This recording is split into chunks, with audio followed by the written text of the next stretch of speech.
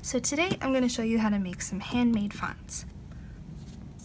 The supplies that you'll need for this project include a pencil, an eraser, a couple of different sized black markers, and a ruler or a straight edge, something that will help you make straight lines. Some optional materials include something that has a curved edge and maybe some graph paper or lined paper. Some key terms for this project include baseline, X height, and cap height, and I'll show you what these mean in a second. So your baseline is where all your letters are going to sit on the bottom of the letters. They'll all sit on one baseline. The X height is the height of lowercase letters, and the cap height is the height of capital letters. So the top of the capital letters is that cap height. So if you look at my diagram here, you'll notice I have my word red, and it's all three of these letters sitting on this baseline down here. You'll notice that my X height runs slightly above the center, and all of my lowercase letters, their bodies, don't go past the X height. So this is the height of my lowercase letters, their bodies. And the cap height is the capital letters' height. So from the baseline to the top of the capital letter is my cap height. All right, let's get started. So the first thing that we are going to do is we're going to practice making handmade fonts using your own handwriting. And the first thing that you're going to want to do is to just write your name. I'm going to write my last name, and you'll see why later on in this unit. But we'll start with writing our name a bunch of different ways and in different styles. So first I'm going to start by writing my name how I would normally write it. And then I can also write it in cursive. And then I could also write it very neat.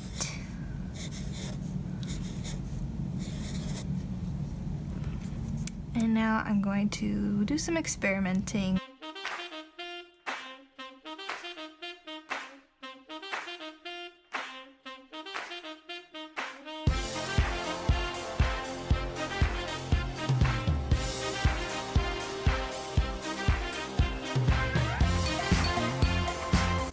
Yeah, but it's just about experimenting and trying out different styles. You can even do something with a different line thickness, meaning your lines can be thicker or thinner.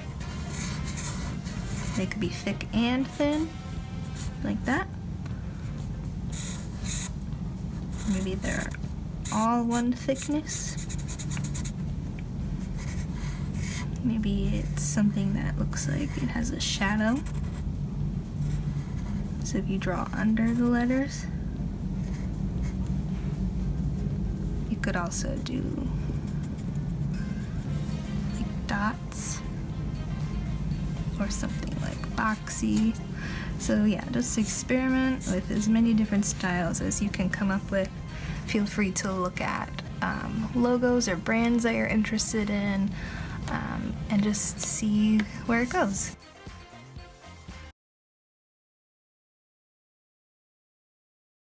So once you're done experimenting with different ways that you can draw your name with handwritten font, go ahead and choose your favorite one that stands out to you the most. So I drew this one down here at the very end, and this one is my favorite one, so I think I'm going to go ahead and choose this one to move on to. But you're going to want to grab either another sheet of paper, or if you have graph paper or lined paper, that might be helpful for this next part. But if you just have another blank piece of paper, that's fine too. So, using my graph paper, I went ahead and made 3 lines. Remember, our base height is where the letters will sit. Our cap height is going to be the top of the capital letters, and our X height is where all of our lowercase letters will fall under. Okay, so go ahead and take your ruler, make 3 lines for yourself, and your X height is going to be a little bit above the middle of this space. Okay? So for this next part, I'm actually going to use a pencil and my eraser here so that if I make a mistake, I can fix it with my eraser. So what I want to do now is go ahead and look at my font that I chose that I'm going to use for this next part, and I'm just going to make it a little bit neater, a little bit crisper, and I'm going to use a pencil to do that. And I'm going to start by spacing out enough room for each of my letters. So since my name has 5 letters, I need to make sure that I have 5 spaces within my space. So I'm going to count, let's say 1, 2, 3, 4, 5. Maybe I'll do 6. And I will just make a line connecting my baseline and my cap height. And this is the beginning of my space. And that way I know, okay, 1 letter is going to fit in this box, and if I count 6 to the other box, then I can see that the second letter is going to be the same size as the first letter. And do this all the way across until you have enough spaces. If you have more letters in your name than I do, I only have 5, you can make your spaces a little bit smaller, or you can use a bigger sheet of paper. I'm using like a half sheet, so just make sure you have equally sized boxes for each letter in your name. So now that I have 5 equally spaced boxes, I can go ahead and start to write each of my letters in my name using this font that I created.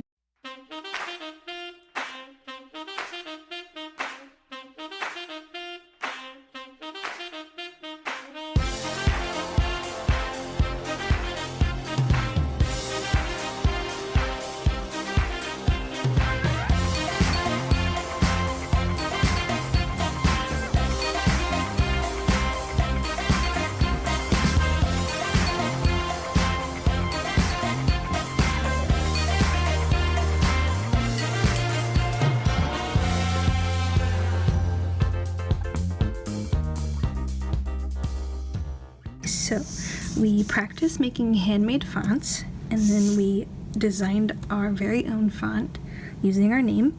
And now the last thing that we're going to do is we're going to make an alphabet out of the font that we just created. So you already have the letters in your name, but now you're going to make all the letters in the alphabet using this design, so that for the next part of our project, if you need to use other letters, you know exactly what they would look like in your font.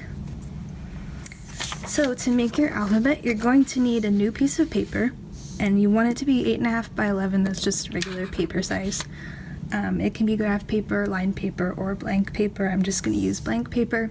And then you're going to need a pencil and a ruler. So the first thing that you're going to have to do is you're going to grid your paper. This is again going to give us equally spaced boxes for each of our letters. So you're going to start by making your paper a 5 by 5 grid, which means you'll end up with 25 boxes. But because there's 26 letters in the alphabet, we're going to have to do some shuffling around with one of the rows. So the second row, we're going to add a 6th box, but the first thing that you want to do is just make 5 by 5 to give you 25 boxes. So the rows, if you look at mine that I started over here, you're going to have 5 rows and 5 columns. So on a separate piece of paper, I have already started my grid, and your rows, meaning left to right, they are going to be approximately 2 inches tall. So if you take your ruler and measure the spaces, you're going to want to mark every 2 inches, but start from the bottom of your paper. So you'll start from the bottom, measure up 2 inches, make a mark, measure up 2 inches, go all the way to the top, and you'll end up with this tiny little space up here. That's where you're going to name your alphabet at the very end. So then you'll have 5 rows, but then we need to make 5 columns. So these are going to be a little bit smaller. These are going to be 1.5 inches wide with a 1/2 inch margin. So I would start on one side of your paper, make a little mark where 1/2 inch is, and that's going to give us this nice clean edge. So we'll start our letters away from this margin. So you're going to make a 1/2 inch margin, and then you're going to measure 1.5 inch wide marks for your columns. So you'll have 4 marks giving you 5 columns.